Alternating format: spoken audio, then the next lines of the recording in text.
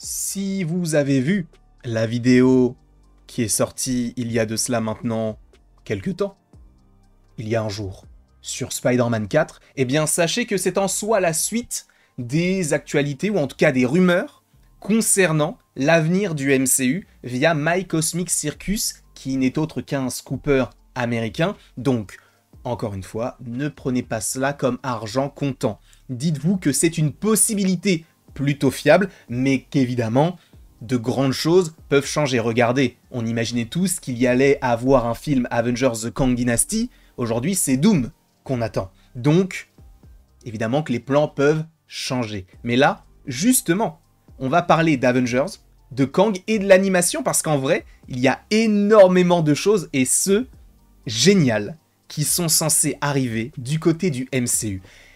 Et il est vrai que j'ai lâché, oui, à juste titre selon moi, un petit coup de gueule, parce qu'on n'avait rien, mais sincèrement, vous ne vous rendez pas compte de ce qu'on a du côté de Marvel, en tsum tsum, entre guillemets. Mais à un moment donné, les choses qu'on connaît déjà, dévoilez plus. C'était dans ce sens-là que j'avais fait la vidéo. Et je suis très content que vous l'ayez quasiment tous compris.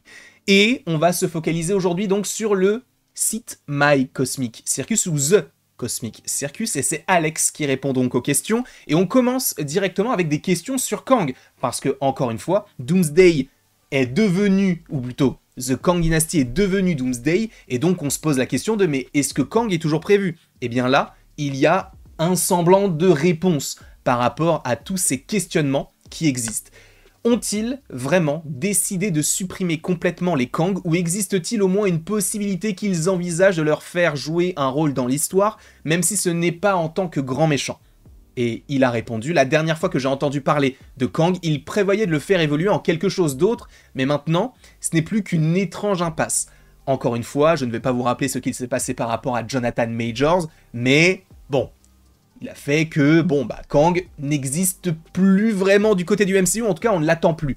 Mais sachez que beaucoup de médias fiables, tels que Variety ou The Hollywood Reporter, parlent du fait que Kang est toujours prévu, mais associé à d'autres antagonistes. Là, on a eu la confirmation lors de la Comic-Con qu'il y avait donc un autre antagoniste qui était prévu, et donc c'est le Docteur Fatalis, donc celui de Robert Downey Jr., mais cela n'empêche qu'il est peut-être accompagné, et peut-être accompagné de Kang. Donc, encore une fois, je ne pense pas qu'il faut, ou qu'il faille, ou qu'on doive tirer un trait sur Kang. Oui, son histoire va être minimisée, diminuée, mais je pense qu'elle sera toujours présente un peu quelque part, alors même si elle sera peut-être un petit peu expédiée, je pense qu'on va y faire mention, je pense. Sachant que si on prend Kang de loin, avec un prisme beaucoup plus, plus loin, quoi, comme je viens de le dire. J'ai beaucoup de vocabulaire, ne trouvez-vous pas? Non? Ok.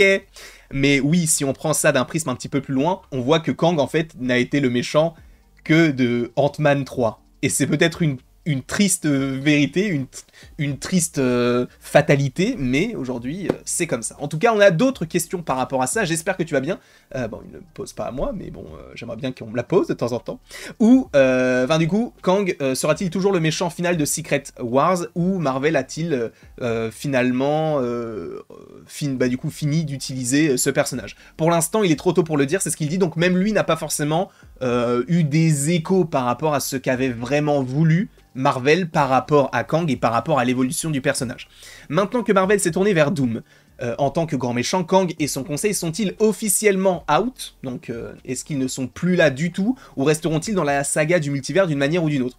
Doom semble être le centre de l'attention, même si je n'exclurais pas Nathaniel. Pour autant, pour ceux qui ne le savent pas, Nathaniel Richards, eh bien c'est le prénom de Kang, ou en tout cas l'un des variants de Kang, et c'est notamment un descendant de Reed Richards. Donc est-ce qu'il n'y aurait pas une forte logique avec le film des 4 Fantastiques, ou en tout cas peut-être un deuxième film sur les 4 Fantastiques? Ça peut être une solution, mais de ne plus en faire un personnage vraiment fort de la saga du multivers et notamment des films Avengers, ça reste aussi du coup une possibilité. Donc on verra.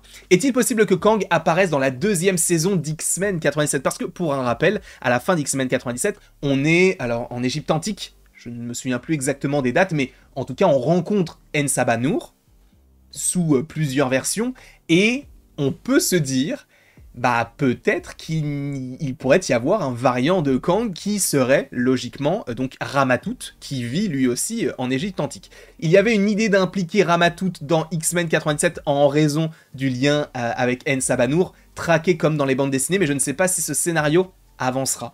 On verra, sachant, je vous le rappelle, que la saison 2 d'X-Men 97 n'est pas quasiment terminée, mais en tout cas elle est déjà bien entamée. C'est toujours Beau Desmaillots qui s'est occupé de la saison 2, même s'il a été renvoyé juste avant la diffusion de la saison 1, mais juste au moment où il avait été renvoyé, il travaillait sur la saison 2. Donc normalement, cette saison 2 d'X-Men 97 est toujours eh bien, sous la houppe, je ne sais pas comment on dit, mais en tout cas c'est toujours sous la direction, entre gros guillemets, et sur une grosse partie, eh bien, de Beau Desmaillots. Sachant, je vous le rappelle, que le scénariste de Thor Love and Thunder et What If, lui, s'occupera de la saison 3 d'X-Men 97. Ça ne donne pas forcément envie via cela, mais pourquoi pas. Là, on te parle de Loki, frérot. Là, c'est du Loki. Parce que on te pose la question à quoi ressemblera le rôle de Loki et Sylvie, parce que je vous rappelle que Sylvie, aujourd'hui, elle vit sa vie, et Loki, bah lui, il est sur une chaise à tenir plein de fils, donc on ne sait pas vraiment quand est-ce qu'on les reverra. Loki est au centre de la saga du multivers par rapport à la TVA. Je vous rappelle que c'est quand même lui donc qui tient le flux éternel temporel. La TVA est en lien avec Loki, mais aussi en lien avec Deadpool et Wolverine, et qui dit la TVA dans Deadpool et Wolverine dit une meilleure visibilité par rapport à tout ce qui s'est passé dans Loki, parce que le film a fait le milliard, donc oui, c'est une volonté également du studio de vouloir développer Loki de cette manière-là. Sylvie, elle, dans la réponse de My Cosmic Circus, est comparée à Black Widow dans Infinity War et dans Avengers Endgame. Donc, en soi, c'est peut-être elle qui va avoir ce rôle de... peut-être qu'il va les informer sur certains aspects, essayer de rameuter un peu les troupes. Ça pourrait être assez intéressant d'avoir Sylvie qui, bah du coup, décide en fait de vivre sa vie et de faire en sorte que Loki puisse la vivre également. On verra, évidemment, sachant qu'il précise qu'il ne dit pas qu'elle va mourir. Voilà, sachant que Black Widow est morte, mais Black Widow, normalement, on devrait la revoir dans Secret Wars. Maintenant que la fin de la saison 2 de Loki sera une manière merveilleuse de terminer l'histoire de Kang, la vraie question, c'est de savoir si Ravonna est toujours de retour ou pas. Je vous rappelle que Ravonna Renslayer, c'est donc la juge qu'on avait du côté de la TVA, et du coup, du côté des comics, en fait, c'est une princesse qui, avec qui, il y a une petite amourette avec Kang, et du coup, Kang essaie de la protéger coûte que coûte, et c'est vrai que dans Loki saison 2, on a un rapprochement entre le Victor Timely, enfin en tout cas le variant de Kang de Victor Timely, et Ravonna, même si Ravonna s'en fout totalement, et c'est vrai qu'on pouvait se poser la question de, mais est-ce qu'elle sera de retour, sachant qu'à la fin de Loki, elle regarde une pyramide, quand elle est dans le néant, et elle est en face d'Aliot. Donc, est-ce qu'elle est toujours vivante ou non?